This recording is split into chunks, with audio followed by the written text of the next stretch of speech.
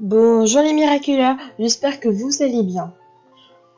Avant de commencer la review, je voulais vous parler du serveur Discord qui parle de Miraculous. Or, si t'es fan de Miraculous et que tu veux en parler, t'as des théories, tu veux écrire des théories, ou tu veux parler des spoils, par exemple des nouveaux épisodes qui vont bientôt sortir, alors n'hésite pas à nous rejoindre, ça me fera grave plaisir.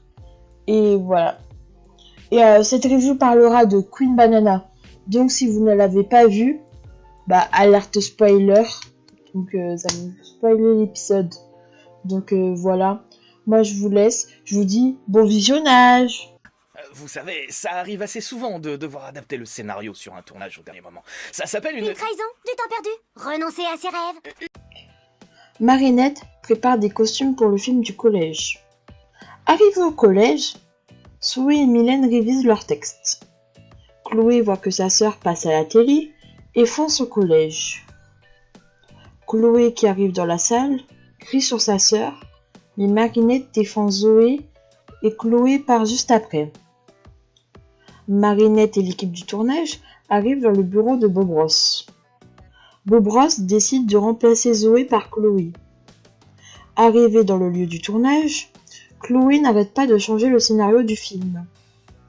Chloé décide de rentrer chez elle et Marinette demande qu'on tourne sans elle, et ses amis sont d'accord. Le lendemain, Chloé arrive dans le lieu du tournage et plus personne n'est là. Elle apprend qu'ils ont tourné le film sans elle et fonce dans la salle de cinéma. Dans la salle de cinéma, les élèves regardent le film, mais Chloé arrive énervée et voit Zoé dans le grand écran. Chloé, qui part en colère, se fait rattraper par Adrien. Adrien lui rappelle ce qu'il lui a dit dans Doudou Vilain. Mais Chloé, énervée, refuse de l'écouter. Chloé s'assoit dans sa limousine et se fait acclimatiser en Queen Banana, avec son sentiment monstre, Banana Boom Boom. Banana boum boum, action! Le costume est inspiré de sa tenue lors du tournage du film. Son sentiment monstre est un gorille jaune, car pendant le tournage du film, elle a demandé à un gorille jaune qui lance des explosifs. Le pouvoir du sentiment est de Queen Banana et de transformer des personnes en bananes. Super comme pouvoir. Gros singe, viens plutôt t'en prendre à un adversaire à ta taille. Dans cet épisode, nous faisons la rencontre de Vesperia, la nouvelle porteuse du Miraculous de l'abeille. Son identité secrète est Zoé. Sa transformation est magnifique et l'animation de son pouvoir aussi. Par contre, dans le fandom, les gens ont commencé à faire des équipes. Une équipe Zoé et une équipe Chloé. Il y a même des gens qui aiment pas Zoé, car elle remplace Queen Bee. Comment on peut pas aimer Zoé? Elle est trop chou. C'est ridicule. Tu veux une autre banane, Chloé? Il paraît que c'est efficace pour la bonne humeur. Même si Chloé m'énerve dans Pierre Kell et Queen Banana, on va essayer de la comprendre. Chloé vit seule avec son père à Paris. Elle avait deux amis, Adrien et Sabrina. Tout le collège la déteste. Elle retrouve sa mère qui était à New York pour le défilé d'Isabest. Après la comatisation de sa mère, elle trouve une boîte de Miraculous. Et c'est là qu'elle devient Queen Bee. Ladybug devient son amie, mais Ladybug décide de plus lui donner le Miraculous car Papillon connaît son identité. Elle rejoint Papillon et obtient la Miracle Box. Mais à cause de Ladybug, son plan a échoué. Ladybug est devenue une de ses ennemies. Zoé, sa demi-sœur, arrive à Paris. Chloé lui donne des règles à respecter pour rejoindre sa famille. Finalement, Zoé ne respecte pas les règles. Zoé se fait des amis et n'est plus seule. Là, on commence à comprendre la haine de Chloé envers Zoé. Chloé se fait acclimatiser en Queen Banana et fait la rencontre de Vesperia, la remplaçante de Queen Bee. Donc elle est encore plus énervée envers Ladybug et Vesperia. Maintenant qu'on connaît l'histoire de Chloé, on peut la comprendre.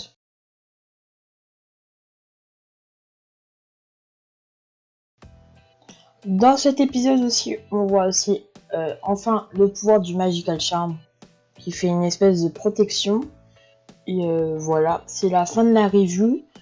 Avant de finir la vidéo, je vais faire un bilan de la diffusion des épisodes, des prochains épisodes. Alors, la semaine prochaine, c'est-à-dire la semaine du 2 août au 8 août, on aura 2 épisodes qui arrivent, dont Crocoduel, l'épisode 12, qui sort le mercredi 4 août à minuit et demi, heure française, sur Gloob. Et l'épisode Exauceur qui sort le samedi 6 août à 16h30.